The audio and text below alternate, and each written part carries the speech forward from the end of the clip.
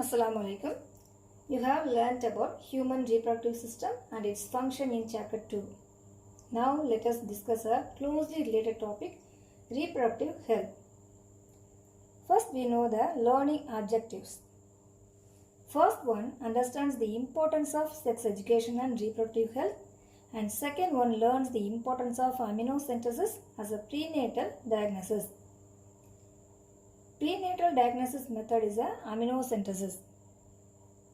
So அதோட importance என்னங்கிறத இந்த சாப்டரில் நம்ம லேர்ன் பண்ண போகிறோம். Then third one evaluates the effects of maternal and infant mortality. And fourth one identifies, compares and explains different types of contraceptive devices. And fifth one discuss the medical necessity and social consequences of MTP. And next one, explain the reason of transmission and prevention of STDs. Seventh one, highlights the reasons of infertility. And eighth one, develops a positive and healthy attitude towards reproductive life. Now, the term refers to healthy reproductive organs with normal functions. Reproductive health அப்படிங்கிறது என்னன்னா reproductive organs, healthy reproductive organs with normal functions. So normally, healthy people have healthier babies and are able to care for their family and contribute more to the society and community. நல்ல உடல்நலத்தோடு இருக்கக்கூடிய ஒரு family தான் என்ன அப்படின்னா, ஒரு parent தான் ஒரு நல்ல ஹெல்த்தியான பேபியை வந்து டெவலப் பண்ண முடியும். அப்போ அந்த பேபிக்கு தேவையான எல்லா விஷயங்களும் வந்து கேர் எடுத்து பார்த்துக்க முடியும். மோஸ்ட்லி ஃபர்ஸ்ட் ஒன் என்ன அப்படின்னா நியூட்ரிஷன். இந்த குழந்தை வளர்கிறதுக்கு தேவையான மெயின் பாயிண்ட்டே என்ன அப்படின்னா, மெயின் பார்ட்டே ஃபுட்டு. அந்த ஃபுட்டு வந்து நியூட்ரிஷஸாக இருக்கணும். அப்போ அந்த இந்த பேரண்ட் வந்து ஹெல்த்தியாக இருந்தால் மட்டும்தான் அந்த குழந்தையும் ஹெல்த்தியாக பார்த்துக்க முடியும் இல்லையா? So it contribute more to the society and community. So health is a community issue. இது ஒரு சமூகத்தை சார்ந்த ஒரு பிரச்சனையாகவே தான் இந்த ஹெல்த் அப்படிங்கிறது. According to the world health organisation, reproductive health means a total well-being in all aspects of reproduction. That is physical, emotional, behavioral and social. So world health ஆர்கனைசேஷனும் எதை சொல்கிறாங்க அப்படின்னா, reproductive health அப்படிங்கிறத என்ன சொல்கிறாங்கன்னா, total wellbeing in all aspects of reproduction. ரீப்ரொடக்ஷனோட அம்சங்கள் என்ன அப்படின்னா, ஆஸ்பெக்ட்ஸ் என்ன அப்படின்னா, physical, emotional, behavioural and social. Then the reproductive system is a complex system and control by neuro endocrine system. இந்த ரீப்ரொடக்டிவ் சிஸ்டமை கண்ட்ரோல் பண்ணக்கூடிய எதுனா இந்த neuro endocrine system. Then important step என்ன அப்படின்னா, to protect it from infectious diseases and injury. இந்த reproductive system protect பண்ணுறது இதை இன்ஃபெக்ஷியஸ் டிசீசஸ்லேருந்தும் இன்ஜுரியிலேருந்தும் ப்ரொடெக்ட் பண்ணும். So first one, need for reproductive health problems and strategies.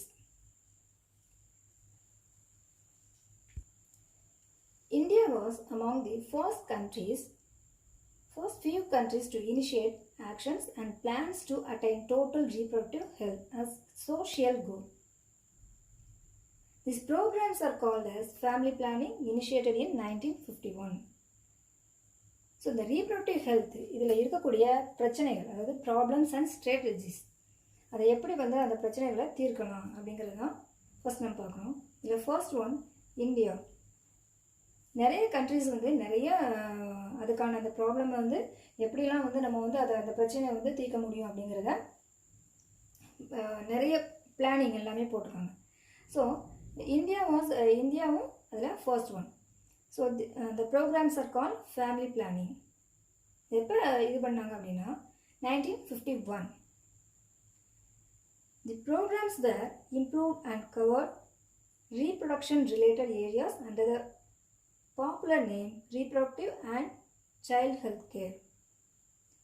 The programs, it was launched in 1997. இப்போ first start பண்ணும்போது 1951 family பிளானிங்காக இருந்தது இந்த program. So then அதில் நிறைய சேஞ்சஸை இம்ப்ரூவ் பண்ணும்போது தென் அது last reproductive and child health கேராக இந்த ப்ரோக்ராம் வந்து எப்போ லான்ச் பண்ணாங்க அப்படின்னா 1997. So first major tasks carried out under these programs are first one, இந்த ரீப்ரொடக்டிவ் ஹெல்த்தை எப்படி மெயின்டைன் பண்ணுறது, அதில் உள்ள ப்ராப்ளம்ஸை எப்படி சால்வ் பண்ணுறது அப்படிங்கிறது தான் அதில் first one. Creating awareness and providing medical assistance to build a healthy society. First awareness, அதை ரீப்ரொடக்டிவ் ஹெல்த் அப்படிங்கிறது என்ன, ரீப்ரொடக்டிவ் ஆர்கன்ஸ், இது எல்லாமே வந்து செக்ஷுவல் எஜுகேஷன், செக்ஸ் எஜுகேஷன், இது எல்லாமே நம்ம வந்து அவேர்னஸாக அவங்களுக்கு எல்லாருக்குமே நம்ம வந்து கொடுக்கும்போது அதில் வரக்கூடிய ப்ராப்ளம் வந்து சால்வ் பண்ண முடியும். So then second, introducing sex education in schools to provide information about adolescence and adolescence related changes. ஸ்கூலில் எல்லாமே அடலசன்ஸ் ஸ்டேஜில் இருக்கக்கூடிய மேல் அண்ட் ஃபீமேல் அடலசன்ஸ் பீரியடில் என்னென்ன சேஞ்சஸ் நடக்கும் அதில் நம்ம லாஸ்ட் சாப்டரில் பார்த்துருக்கோம் இல்லையா. ஸோ அந்த மாதிரி டீட்டெயில்ஸ் எல்லாமே அவங்களுக்கு வந்து ஸ்கூல்லே அதை வந்து ரெகுலராக நம்ம சொல்லும்போது அதில் உள்ள ப்ராப்ளம்ஸ் எல்லாமே வந்து தெரிஞ்சுக்க முடியும். So then third one, educating couples and those in the manageable age groups about the available birth control methods and family planning norms. So educated people அப்படிங்கும்போது அவங்க நிறைய விஷயங்களை வந்து அண்டர்ஸ்டாண்ட் பண்ணிக்க முடியும். ஸோ எஜுகேட்டிங் கப்புள்ஸ், திருமணமான புதிய தம்பதியரோ இல்லை அந்த டைமில் இருக்கக்கூடியவங்கள்ட்டையோ birth control methods and family planning இது மாதிரி டீட்டெயில்ஸ் அவேர்னஸை அவங்களுக்கு நம்ம கொடுக்குறது மூலமாக அந்த ப்ராப்ளமை சால்வ் பண்ண முடியும். ஸோ நெக்ஸ்ட் ஒன் என்ன அப்படின்னா, with the help of audio visual and the print media, governmental and non-governmental agencies have taken various steps to create awareness among the people about reproduction related aspects.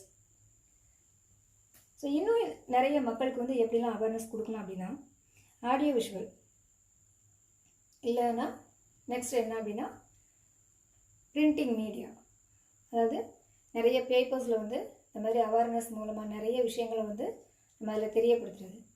So the government and non governmental agencies, இது ரெண்டுமே to create அவேர்னஸை about reproduction related aspects. Then parents, other close relatives, teachers and friends also have a major role in the dissemination of the above information. So இதை வேறு எப்படிலாம் நம்ம வந்து கொண்டு போகலான்னு பார்க்கும்போது பேரண்ட்ஸ் தான் குழந்தைங்களுக்கு எல்லா விஷயங்களுமே வந்து சொல்லிக் கொடுக்க முடியும். So parents and other close relatives, teachers and friends, இது எல்லாருமே வந்து இதை அவேர்னஸை வந்து ஸ்ப்ரெட் பண்ண முடியும். So the next one, introduction of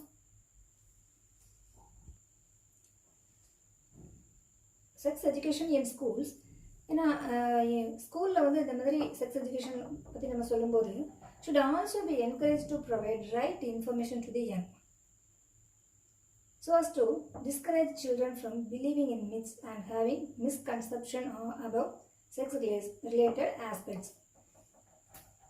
நார்மலாக இந்த அடோலசன்ட் ஸ்டேஜில் சில விஷயங்கள் வந்து அந்த டைமில் வந்து அவங்களுடைய பாடியில் நிறைய சேஞ்சஸ் வரும்போது நிறைய கன்ஃபியூஷன் இருக்கும். அப்போ அந்த கன்ஃபியூஷன்லாம் எப்படி நம்ம கிளியர் பண்ணலாம் அப்படின்னா,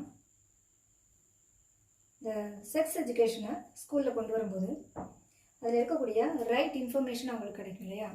ஸோ அந்த ரைட் இன்ஃபர்மேஷன்ஸ் மூலமாக அவங்க அதில் இருக்கக்கூடிய உண்மையான நிலையை வந்து அவங்களால புரிஞ்சுக்க முடியும். So then proper information about reproductive organs and to provide information about adolescents and adolescents related changes. So the next one, creating awareness about care for pregnant women and postnatal care of mother and child and the importance of breastfeeding. So இன்னும் என்னென்ன awareness நம்ம கொடுக்க முடியும் அப்படின்னா, pregnant விமனுக்கு, அவங்களை எப்படி care எடுத்து பார்த்துக்கணும், post natal care of mother and child and the importance of breast feeding. So இது மாதிரி இன்னைக்கு சென்ட்ரல் கவர்மெண்ட் இன்றைக்கு பார்த்தோம் அப்படின்னா நிறைய கவர்மெண்ட்லேயே நிறைய plan health care programs such as massive child immunization, supply of nutritional food to the pregnant women, Janani Suraksha Yojana, Janani Shishu Suraksha Karyakram, RMNCH plus A approach. That is an integrated approach for reproductive, maternal, newborn, child and adolescents health. Pradhan Mantri Surakshit Matriva Abhiyan etc. are taken up at the national level by the Government of India. இன்றைக்கு உலக லெவலில் பார்க்கும்போது 800 women die every day of preventable causes related to pregnancy and childbirth. And 20% of these women are from India. இந்தியாவில் எத்தனை பேர்னா 20%. So எதனால் இந்த மாதிரி ப்ராப்ளம்ஸ் நிறைய வருது அப்படின்னு பார்க்கும்போது சிமிலர்லி நார்மலாக ப்ரெக்னன்சி அதாவது ப்ரிவென்டபிள் குழந்தைய சைல்டை அபார்ட் பண்ணுறது, தென் அவங்களுக்கு கிடைக்கக்கூடிய நியூட்ரிஷியஸ் ஃபுட் எதுவுமே கிடைக்காம நிறைய, அதாவது 20% of these womens are from India. நிறைய பேர் வந்து என்ன பண்ணுறாங்க, இறந்து போயிடுறாங்க. ஸோ இது எல்லாமே தடுக்கணும் அப்படிங்கிறதுக்காக தான் நிறைய ப்ரோக்ராம்ஸ் மீன்ஸ் சென்ட்ரல் கவர்மெண்ட்லேருந்து எதுக்காக அப்படின்னு பார்த்தோம்னா child immunisation and nutritional food to the pregnant விமனுக்கு அண்ட் சைல்டுக்கு போத் ஆஃப்டர் பர்த் இந்த சைல்டுக்கு எல்லாமே வந்து தேவையான ஃபுட் எல்லாமே ப்ரொவைட் பண்ணுறதுக்காக நிறைய சென்ட்ரல் கவர்மெண்ட் அண்ட் ஸ்டேட் கவர்மெண்ட்டில் நிறைய ப்ரோக்ராம்ஸ், அதாவது நிறைய பிளானிங்லாம் டெவலப் பண்ணியிருக்காங்க. So next one amniocentesis and its statutory ban. Amniocentesis. During pregnancy, the fetus is surrounded by amniotic fluid. Pregnancy டைமில் ஃபீட்டஸை சரௌண்ட் பண்ணியிருக்கக்கூடிய ஃப்ளூயிட் என்ன சொல்லியிருக்கோம் அப்படின்னா ஆம்னியாட்டிக் ஃப்ளூயிடு. ஆம்னியான் சரௌண்ட் பண்ணியிருக்கோம். இந்த ஆம்னியான்குள்ளே இருக்கக்கூடிய ஃப்ளூயிட் என்ன அப்படின்னா amniotic fluid. The substance much like water. இது எப்படி இருக்குன்னா ஒரு water like substance. So amniotic fluid contain live fetal cells and other substances. இந்த ஃப்ளூயிடில் fetal cells and other substances இருக்கும். The substances provide important information about baby's health before birth. இந்த குழந்தை பிறக்கிறதுக்கு முன்னாடி அந்த சப்ஸ்டன்ஸ் மூலமாக நம்ம வந்து டெஸ்ட்டு பார்க்கும்போது குரோமோசோமல் அப்நார்மலிட்டிஸ் என்னென்ன அந்த குழந்தைக்கு ஏதாவது ப்ராப்ளம்ஸ் இருந்தது அப்படின்னா அதை அந்த கருவிலே வந்து சரி பண்ணக்கூடிய க்யூர் பண்ணலாம். ஸோ அதுக்கான டெஸ்ட் தான் என்னென்னா இந்த ஆம்னியோசென்டசிஸ். Amniocentesis is performed to look for certain types of birth defects such as chromosomal abnormalities in the fetus, but often misused to determine the sex of the fetus. நார்மலாக ஆம்னியோசென்டசிஸ் எதுக்காக அப்படிங்கும்போது chromosomal அப்நார்மலிட்டிஸை detect பண்ணுறதுக்காக தான். But இங்கே என்ன பண்ணுறாங்க அப்படின்னா to determine the sex of the foetus. அந்த ஃபீட்டஸ் மேலா ஃபீமேலா அப்படிங்கிறத டிட்டர்மைன் பண்ணுறதுக்காக தான் அதிகமான பேரண்ட்ஸ் வந்து யூஸ் பண்ணிக்கிறாங்க. So once the fetus is known, there may be a chance of female feticide. அந்த குழந்தை மேல் ஆர் ஃபீமேல் அப்படிங்கிறத தெரிஞ்சுக்கிறாங்க. ஸோ அது ஃபீமேலாக இருந்தது அப்படின்னா அதை வந்து கருவிலேயே கொல்றதுக்காக வந்து கருவிலேயே அழிச்சிடுறாங்க. The amniocentesis is done to determine sex legally should be banned as it increases female feticide. அதனால் இதை வந்து பேன் பண்ணிட்டாங்க.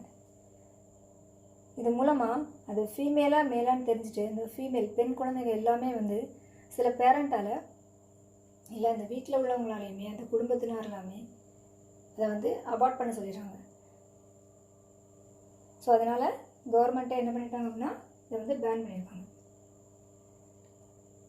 The next one, social impact of sex ratio, female feticide and infanticide. So amniocentesis is a prenatal technique. So இதை வந்து misuse பண்ணுறதுனால என்ன பண்ணியிருக்காங்கன்னா கவர்மெண்ட்லேயே அதை வந்து பேன் பண்ணியிருக்காங்க. In India, the child sex ratio decreased over the decade from 927 to 919 females for every 1000 males. In India, 1000 மேல்ஸ்க்கு எவ்வளவு female இருக்காங்க அப்படின்னா 919. அது 927லேருந்து டிக்ரீஸ் ஆகிருக்கு 919. To correct this ratio, steps are needed. அப்போ இந்த ரேஷியோவை கரெக்ட் பண்ணுறதுக்காக சில ஸ்டெப்ஸ் இருக்குது, events. So first one, to change the mind set and attitudes of people, especially young adults. இது ஏன் இந்த மாதிரி மேல் அண்ட் ஃபீமேலில் இந்த ரேஷியோ வந்து டிஃப்ரெண்ட்டாக இருக்குது அப்படின்னா, ஃபீமேல் அந்த கருவில் இருக்கக்கூடிய அந்த குழந்தை ஃபீமேல் அப்படிங்கும்போது அது கருவிலேயே அழிக்கப்படுது. ஸோ இதனால் அந்த ரேஷியோ வந்து டிக்ரீஸ் ஆகுது. ஸோ இதை எப்படி கரெக்ட் பண்ணலாம் அப்படின்னு பார்க்கும்போது, ஃபஸ்ட்டு யங் அடல்ட்ஸ் மூலமாகவே அதை நிறைய விஷயங்களை வந்து அவங்களுடைய ஆட்டிடியூட்ஸை வந்து முதல்ல ஃபஸ்ட்டு சேஞ்ச் பண்ணணும். என்னென்னா, மோஸ்ட்லி இந்த பீப்புள் எல்லாமே என்ன நினைக்கிறாங்க அப்படின்னா, மேல் தான், அதாவது ஆண் குழந்தை தான் வேணும், பெண் குழந்தை அதிகமான செலவுகளை கொடுக்கக்கூடியது. இதுதான் நிறைய பேரோட மைண்டில் இருக்கக்கூடிய விஷயம். ஸோ இதை ஃபஸ்ட்டு இதை தான் முதல்ல சேஞ்ச் பண்ணணும் இல்லையா? So then next, female feticide and infanticide is the manifestation of gender discrimination in our society. Female feticide அப்படிங்கிறது என்னென்னா, to aborting the female in the mother's womb. கருவிலேயே இந்த குழந்தை அழிக்கிறதா என்ன சொல்கிறோம் அப்படின்னா female feticide. And female infanticide refers to killing the female child after her birth. அது தெரியாமல் போகும்போது எந்த குழந்தை அப்படிங்கிறத ஐடென்டிஃபை பண்ண முடியலை அப்படிங்கும்போது, இந்த குழந்தை பிறந்ததுக்கப்புறமா அது ஃபீமேலாக இருந்தது அப்படின்னா சிசுவிலேயே அதை வந்து கொண்டுடுறாங்க. So that is known as infanticide. This have resulted in imbalance in sex ratio. So இதனால தான் இந்த செக்ஸ் ரேஷியோவில் இம்பேலன்ஸாக இருக்குது. So then next, UNDPS G2 2018, United Nations Developmental Programs Gender Inequality Index. இந்த ரேங்கிங் இதில் பார்க்கும்போது என்னென்னா, India was ranked at 135 out of 187 countries. இந்த UNDPS அப்படிங்கிறது ஐக்கிய நாடுகளின் வளர்ச்சி திட்ட பாலின சமமின்மை குறியீடு பட்டியல். இந்த ரேங்கிங் லிஸ்ட்டில் இந்தியா எந்த ரேங்கில் இருக்குது அப்படின்னு சொல்லி பார்த்தா 135 out of 187 countries. Due to availability of very few economic opportunities to women as compared to men. So நம்ம நார்மலாகவே கம்பேர் பண்ணி பார்த்தோம் அப்படின்னா மேலுக்கு கிடைக்கக்கூடிய நிறைய எக்கனாமிக் ஆப்பர்ச்சுனிட்டிஸ் விமனுக்கு வந்து கிடைக்கிறதில்ல. ஸோ இதை prevent female feticide and infanticide இது எல்லாமே ப்ரிவென்ட் பண்ணணும் அப்படிங்கிறதுக்காக கவர்மெண்ட்லேருந்து India has taken various steps like PCPNDT Act, that is Preconception and Prenatal Diagnostic Technique Act 1994, to ban the identification of sex and to prevent the use of prenatal diagnostic techniques for selective abortion. So the feticide அதாவது கருவிலேயே குழந்தை அழிக்கப்படுறதை prevent பண்ணுறதுக்காக கவர்மெண்ட்லேருந்து கொண்டு வரக்கூடிய அந்த act என்னென்னா PCPNDT act. இந்த act மூலமாக to ban the identification of sex and to prevent the use of prenatal diagnostic techniques for selective abortion. So இன்றைக்கி நம்ம நிறைய ஹாஸ்பிட்டல் போனோம்னா இங்கே ஃபஸ்ட்டு இந்த ஹாஸ்பிட்டலில் என்ன எழுதியிருப்பாங்க அப்படின்னா இந்த PCPNDT ஆக்ட் இதில் என்ன சொல்லியிருப்பாங்க அப்படின்னா, கருவிலேயே அந்த குழந்தை ஆணா பெண்ணா அப்படிங்கிறத கண்டுபிடிக்கிறது சட்டப்படி குற்றம் அப்படிங்கிறது டீட்டெயிலாக எழுதியிருப்பாங்க.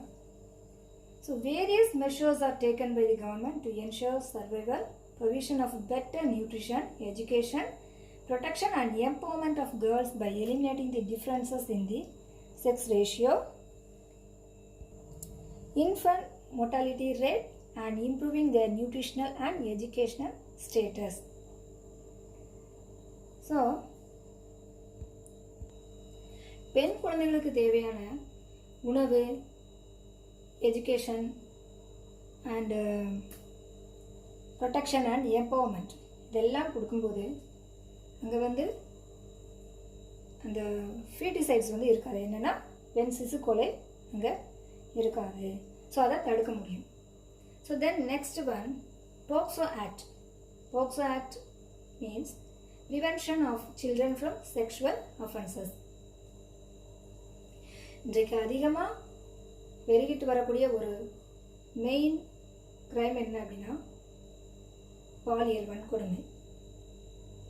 So the Sexual Harassment at Workplace Act and the changes in the criminal law based on the recommendations of Justice Verma Committee 2013 aims at creating a safe and secure environment for both females and males. The POCSO Act அப்படிங்கிறது Prevention of Children from Sexual Offenses, பாலியல் குற்றங்களிலிருந்து குழந்தைகளை தடுக்கிறதுக்கான ஒரு act தான் என்ன அப்படின்னா இந்த POCSO act. இன்றைக்கு அதிகமாக பெருகிட்டு வரக்கூடிய ஒரு விஷயம் என்ன அப்படின்னா இந்த குழந்தைகள் வந்து பாலியல் வன்முறை செய்யப்படுறது. ஸோ இந்த மாதிரிலாம் அஃபென்சஸ் எதுவுமே நடக்கக்கூடாது அப்படிங்கிறதுக்காகவும் தான் இந்த அவேர்னஸ் அது ஸ்கூலில் இருந்தே வந்து செக்ஸ் எஜுகேஷன், அதாவது செக்ஸ் எஜுகேஷன் அப்படிங்கிறதுல ரீப்ரொடக்டிவ் சிஸ்டம், ரீப்ரொடக்டிவ் ஆர்கன்ஸ் என்ன, செக்ஷுவல் எஜுகேஷன் என்ன, அடோலசன்ஸ் பீரியடுங்கிறது என்னது, அடோலசன்ஸ் சேஞ்சஸ் என்னென்ன சேஞ்சஸ் வந்து நமக்கு நடக்கும் அப்படிங்கிறது எல்லாமே வந்து டீட்டெயிலாக கவர்மெண்ட் வந்து அது ஒரு லெசனாகவே சரி அதை ஒரு பாடமாகவே வந்து இன்றைக்கி கொண்டு வராங்க இல்லையா, கொண்டு வந்திருக்காங்க. So the next justice Verma committee. இது எப்போ ஸ்டார்ட் பண்ணாங்க அப்படின்னா 2013 to creating a safe and secure environment for both females and males. So male and ஃபீமேலுக்கு ஒரு செக்யூர் என்விரான்மெண்ட்டாக கொண்டு வரக்கூடிய ஒரு ஆக்ட் தான் என்ன அப்படின்னா இந்த justice Verma committee. So PCPNDT act அப்படிங்கிறது ஐடென்டிஃபிகேஷன் ஆஃப் செக்ஸை பேன் பண்ணுறதுக்கான கொண்டு வரப்பட்ட ஆக்ட். ஸோ போக்சோ ஆக்ட் அப்படிங்கிறது sexual harassment at work place. இன்னைக்கு வேலைக்கு செல்லக்கூடிய நிறைய பெண்கள் வந்து நிறைய ஆண்களால் துன்புறுத்தப்படுறாங்க இல்லையா. ஸோ இதுக்காக கொண்டு வரப்பட்ட ஒரு பிளான் தான் என்ன அப்படின்னா ஆக்ட் தான் POCSO act. And Justice Verma Committee 2013 creating a safe and secure environment for both females and males. Okay, that's all.